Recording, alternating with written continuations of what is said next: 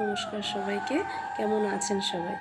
আজকে এই ভিডিওতে আমি কিছু নতুন নিয়মের কথা জানতে পারলাম, তো সেটা আপনাদের সঙ্গে শেয়ার করার জন্য চলে এসেছি।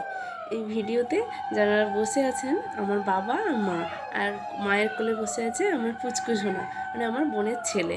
তো প্রথমে বলে রাখি, আমার বোনের ছেলের অন্নপ্রাশন ত্রিপুরাতেই হবে, তাই জন্য বাবা মাকে নিয়ে আমার বোন ত্রিপুরা গেছে। আর ত্রিপুরাতে আমার বোনের শ্বশুরবাড়ি। তো ওখানে ত্রিপুরাতে নাকি নিয়ম আছে, প্রথমবার মেয়ের বাবা মা ছেলের বাড়িতে গেলে তাদেরকে বেয়াই বেয়ান আদর করা হয়। এবং এই এই যে ভিডিওটা এখানে যারা মানে বরণ করে নিচ্ছে আমার বোনের শাশুড়ি মা আর পাড়ার কোন কাকি শাশুড়ি, এরকম যারা হন ঠাকুমা, সবাই মিলে। তো এই বরণটা যে করে নিচ্ছে, আমার বাবা মা তো প্রথমেই খুব লজ্জা পেয়ে গেছে।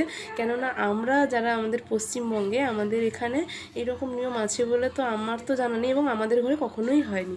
আর এই যে নিয়মটা পুরো নতুন ছেলে বৌমা যখন বাড়িতে আসে তখন বরণ করে ঘরে তোলা হয়, এরকমই নিয়মে। তো ঠিক সেমভাবেই বাবা মাকেও বরণ করে নেওয়া হচ্ছে। তো বাবা মা প্রথমেই ভীষণ লজ্জা পেয়ে গেছে। আর এটা ত্রিপুরাতে এই নিয়মটার কথা শুনে আমি তো মানে প্রথমে শুনে অবাক হয়ে গেলাম যে এরকমও নিয়ম হয়।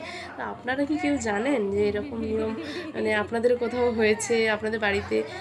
আপনারা আগে থেকেই জানেন যে হ্যাঁ ত্রিপুরাতে এটা হয়, আপনারা জানতেন? আমি তো জানতাম না, এই প্রথমবার জানলাম যে এরকম নতুন মানে শ্বশুর শাশুড়ি যখন বাড়িতে প্রথমবার যাবে তখন এরকম বরণ করে ঘরে তোলা হয়। তো এটাই দেখালাম আজকে। আর আমার পুচকু সোনা তো পুরো অবাক হয়ে গেছে যে কি হচ্ছে এখানে। আর এটাই আপনারা কমেন্ট করে বলবেন, হ্যাঁ, যে আপনারা আগে থেকে জানতেন কিনা বা এই নিয়মটা আছে কিনা। আর চ্যানেলটাকে অবশ্যই সাবস্ক্রাইব করে দিও তোমরা। এই ভিডিওটা দেখে অবশ্যই বলো কেমন লাগছে।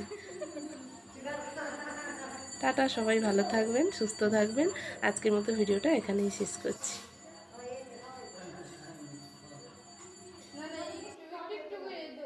চলো।